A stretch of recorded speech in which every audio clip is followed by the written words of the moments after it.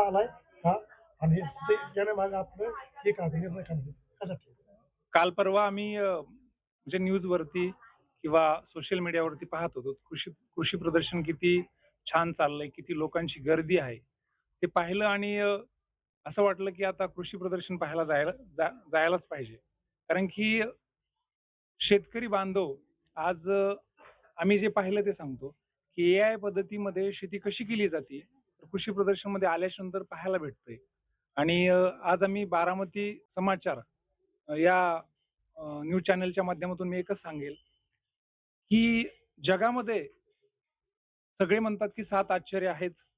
पण जर 8वं आश्चर्य काय असेल, तर बारामतीचं कृषी प्रदर्शन. आणि हे अतिशयोक्ती नाही, तर इथं आलेला प्रत्येक माणूस सगळ्या पद्धतीने फुले असतील, ऊस एआय पद्धतीचा ऊस असेल किंवा फळझाडं असतील, याचं सगळं जर सर्वेक्षण केलं, तर शेती कशी केली जाते, तर मला वाटतं बारामती ही किंवा भारतामध्ये किंवा जगामध्ये बारामतीचं नाव एवढं नावाजलेलं काय आहे, तर त्यांच्याकडे बरचसं काही वैशिष्ट्यपूर्ण आहे, बरचसं काही आगळं-वेगळं आहे. त्यामुळे बारामतीचं नाव निश्चित घेतलं जातं. कारण की बारामती आहेच तेवढी. विकास कामे तर आहेत, पण कृषी प्रदर्शन भरवण्याच्या पाठीमागं प्रत्येक युनिट आहे. प्रत्येक युनिट तेवढंच सेवा देतोय, तेवढीच माहिती लोकांना देण्याचं काम करतात. मी अनेक म्हणजे महाविद्यालय विद्यार्थी पाहिलेत. त्यांनी पण चांगल्या पद्धतीची माहिती आम्हाला दिली. सांगितल्या गोष्टी अशा कोणत्याच गोष्टीची उणीव नाही या कृषी प्रदर्शनमध्ये. आपण जर पाहिलं पारंपरिक शेती असेल किंवा ही आधुनिक शेती असेल, हं. तर काय महाराष्ट्रातील शेतकऱ्यांना आपण आवाहन करणार? खरं सांगायचं म्हटलं तर आम्ही दुष्काळी जिल्ह्यातले आहोत. मराठवाडा म्हटलं की दुष्काळ, जो पाचीला पुजलेला आहे आमच्या. आम्ही इकडेच बारामतीकडे आमचे सगळे लोक ऊस तोडायला येतात. आणि आज मी पाहिलं तर 25-25 फुटाचा ऊस आहे या पद्धतीने. कारण की त्याने 2-4 तास जरी ऊस तोडला, काबाड कष्ट घेतलं, तरी त्याचे 1000 ते ₹1,500 होत नाहीत.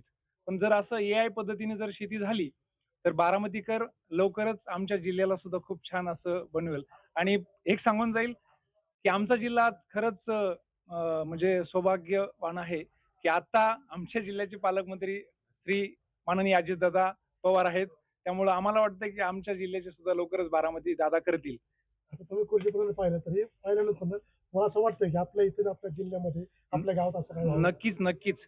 अ, आम्ही सावरगाव घाट, राष्ट्रसंत भगवान बाबाच्या जन्मभूमीतून आम्ही आलेलो आहोत.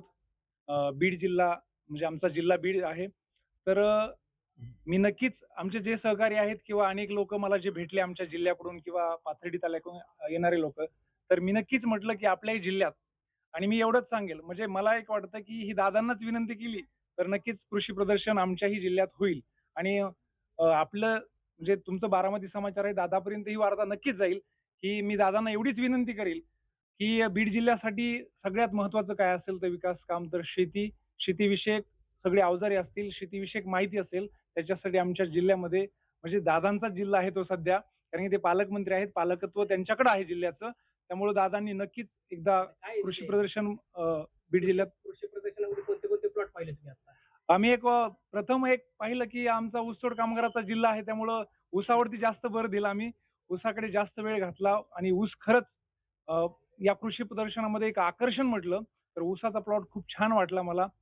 फुले तर पाहिले, फुलांचंही बऱ्याचशा गोष्टी तुमची पाहिल्या. तुमची संकल्पना आहे का तुम्ही तुमच्या गावाकडे जाऊन हा प्रयोग करायचा? आम्ही एक धार्मिक क्षेत्रात मोडतो. पण कांदा, मुळा, भाजी अवघी विठाबाई माझी असे साधू संत सांगून गेलेत. आणि नक्कीच मला शेतीची एवढी आवड आहे, कारण की रात्री माझे सहकारी मला भेटल्याच्या नंतर मी त्यांना म्हटलं, की आपल्याला उद्या कृषी प्रदर्शन पाहायला बारामतीला जायचंय. आणि अनेक अडथळे आले, अनेक अडचणी आल्या, पण आम्ही नक्कीच कृषी प्रदर्शन पाहू शकलो आणि तुमच्या माध्यमातून आम्ही आज बोलूही शकलो. एकंदरीत मध्ये कृषीमध्ये पाहत आहे तर इथलं कृषी विज्ञान केंद्राचं नियोजन कसं वाटतं तुम्हाला? नियोजनाच्या बाबतीत एकच म्हणेन, की नियोजन टकाटक आहे. आणि नियोजन दादांची बारामती आहे. त्यामुळं नियोजनाचा कोणताही अभाव दिसला नाही. आणि अभिप्राय एकच देऊ शकेल मी या गोष्टीच्या बाबतीत, की कोणत्याही चुका माणसं तर चुका कशातही काढतात. अ, पण इथे कसलीही चूक नाही. जे सगळं आहे सुशोभीकरण आहे, स्वच्छता आहे. कुठेही कागद पडलेला दिसत नाही. जे पोस्टर आहेत प्रत्येकाकडे दिल्याच्यानंतर तो व्यवस्थित त्याच्याकडे स्वतःकडे ठेवतोय. हे सगळेच लोकं जे स्वयंसेवक लोकं आहेत, हे सगळे चांगली माहिती देतात. त्यामुळं सगळं छान वाटलेलं आहे. आता इथून तुम्ही तुमच्या गावाकडे गेल्यानंतर, तुमच्या जिल्ह्यात गेल्यानंतर, आता जे तुमचे शेतकरी मित्र परिवार असतील, त्यांना काय संदेश द्याल? मी त्यांना एवढंच सांगेल, की जन्माला आलात एकदा, शेतकरी म्हणून जन्माला आलात, एकदा बारामतीचं कृषी प्रदर्शन पाहायला नक्की जा. नाहीतर तुमचा जन्म व्यर्थ आहे. कारण की इथे आल्याच्या नंतर सगळीच माहिती भेटते आणि मला असं वाटतं डोळ्यांनी जे पाहायला भेटतं ते सगळ्यात उत्तम आहे. पदार्थाची चव जिभेने भेटती, पण आज इथे जे ऊस असेल, फळबागेच्या बाबतीत असेल, पालेभाज्या असतील, टोमॅटो पाहिलं आम्ही, अजून म्हणजे बऱ्याचशा गोष्टी पाहिल्या.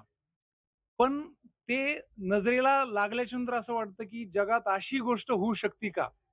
कारण की मातीविना शेती असेल, हायड्रोपोनिकची शेती असेल, म्हणजे म्हणजे पारंपरिक मातीविना शेतीला शेती, म्हणजे तंत्रज्ञानाची जोड दिली मातीविना त्यांनी, तर ती कसं वाटतं मला वाटतं? एक गोष्ट आहे, जे लोकं सगळंच करतात समजा आमच्याकडे पारंपरिक शेतीकडे जास्त लोकांची ओढ आहे. मला काय म्हणायचं, की अशी कोणती म्हणजे तुम्हाला भावुक कशाला झाला तुम्ही असे काय वेगळं पाहिलं, की ते बघून तुम्हाला आता म्हणजे एक आश्चर्य वाटलं, की असं पण असू शकतं? आम्ही सगळ्यात महत्त्वाचं म्हणजे जे एआय तंत्रज्ञान आहे, त्या तंत्रज्ञानाने तुमचं ठिबक असेल, ठिबक सिंचन आहे किंवा औषधांचं एक घटक आहे, की कोणता घटक किती गेला पाहिजे. तर ते जर तुम्हाला एआय सजेस्ट करत असेल, तर हे सगळ्यात महत्त्वाचं वाटलं. आणि एक गोष्ट, की आम्ही 4-5 म्हणजे 4-4:30च्या दरम्यान आलोत. त्यामुळं हे सगळं पाहणं नाही झालं. पण अजूनही कुणी आग्रह केला किंवा अजून 10 लोकांना आग्रह केला, तर त्यांच्यासोबत नक्कीच येऊन परत एकदा चांगलं पाहण्याचा प्रयत्न 100% करणार आहे. शेतकऱ्याला काय आव्हान करायचं? शेतकऱ्यांना एवढंच आवाहन करेन, की शेती करायची ना, तर आताच्या काळानुसार करा आणि बारामतीमध्ये जे कृषी प्रदर्शन भरलंय, त्यातल्या प्रत्येक गोष्ट माहिती घ्या. आज तुमचं म्हणजे तुम्ही न्यूज चॅनलच्या माध्यमातून जवळ-जवळ आज 4 दिवस झालं तुम्ही हा सगळा प्रचार-प्रसार करताय. हे शेतकऱ्यासाठीच करताय आणि मग शेतकऱ्यांनी हे डोक्यात घेतलं पाहिजे, की आपल्याला शेती करायची, मनापासून करायची किंवा तिच्यामध्ये बेनिफिट चांगलं झालं पाहिजे. अ, तर या पद्धतीने बारामतीकर जशी शेती करतात किंवा बारामतीच्या कृषी प्रदर्शनामध्ये ज्या पद्धतीने शेती करायची दाखवली, त्या पद्धतीने नक्कीच शेती केल्याच्या नंतर तुम्हाला बेनिफिट शेतकऱ्यांना नक्कीच भेटणार आहे. थँक